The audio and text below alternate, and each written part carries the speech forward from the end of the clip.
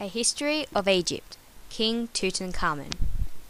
While dozens of cities were developing in Mesopotamia, in Egypt the plans were being laid for a great nation.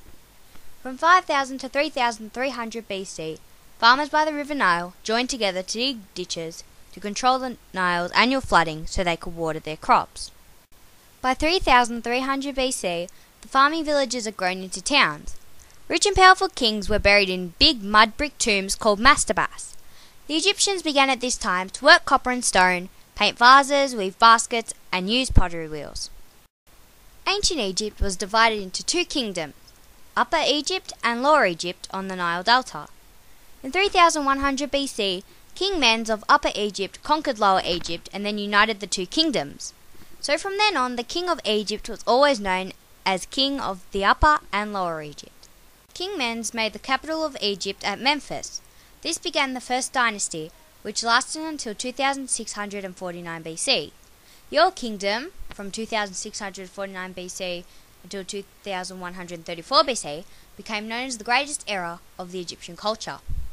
The greatest scholar and priest of this time was Imhotep.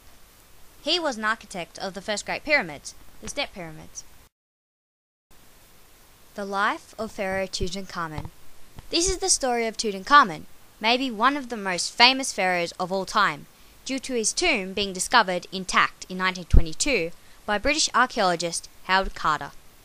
The fiery sun beats down upon the shifting desert sands of Egypt, but along the cool banks of the Upper Nile lies the city of Akhenaten.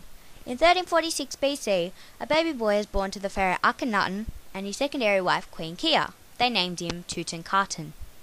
Tutankhaten was a healthy and active child whom had loved hunting, swimming, and board games. He was just like any other child. Tutankhaten had a half-sister whose name was Ankhesenaten. Later she renamed herself Ankhesenamun. Pharaoh Akhenaten had soon passed away, leaving Tutankhaten at the tender age of 9 the throne of Egypt.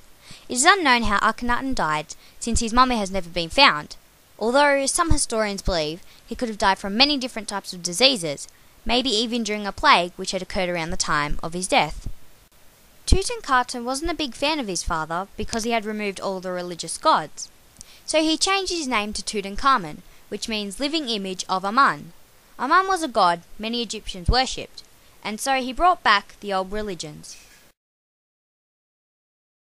At the age of 13, Tutankhamun married his half-sister Ankhesenamun, and not long after they had two baby girls, one of which was stillborn and the other died shortly after her birth. When King Tutankhamun was 19 years old, he died. The question of how Tutankhamun died remained a mystery for nearly 100 years from the discovery of his tomb in 1922. Was he murdered? Did he fall from his chariot? Was he killed in battle? Then in 2004, CT scans were carried out on the remains of King Tut's body, and found that he had died from a blow to the left knee. From the images that the CT showed, it is very likely that he sustained this fatal injury in a battle by either a blade or very sharp axe. Unfortunately, the injury had become fatal, as infection would have set in and caused blood poisoning. This is known as septicemia. It would have been a terrible way to die, as he would have lingered for days and days with a fever that would have killed him. The discovery of King Tutankhamun's tomb. Howard Carter, a well-known British archaeologist, had been working for 31 years in Egypt, and finally on November 4th, 1922, he discovered King Tutankhamun's tomb. It had lain undiscovered for over 3,000 years.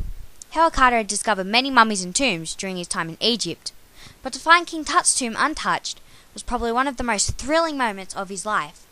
He could not believe it was actually the tomb of the king for whom he had spent many years in search of. Finally, after examining the royal seal, it was clear that this was Tutankhamun. On November 26, 1922, midday, Howard and his workers had removed the last of the debris from the doorway and made a small hole in the upper left-hand corner of the door. They then placed an iron testing rod to see how far back it could reach into the darkness of blank space. Candle tests were applied as a precaution of possible foul gases. The hole was then widened a little more, and a candle was then inserted so he could peer inside. At first he could see nothing, but the hot gases that escaped the chamber caused the candle to flicker. Once his eyes grew used to the light, he began to see statues and the glint of gold everywhere. He was amazed, and when Lord Carnarvon asked him, "Can you see anything?"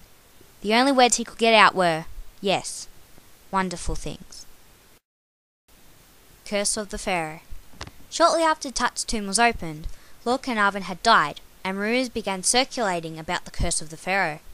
Nearly a century later, it was shown that Lord Carnarvon had suffered a serious case of bronchitis before he entered the tomb, leaving his body weak and an easy target for bacteria that was found inside the tomb. Thank you for watching my documentary on Tutankhamun, and I hope you enjoyed it.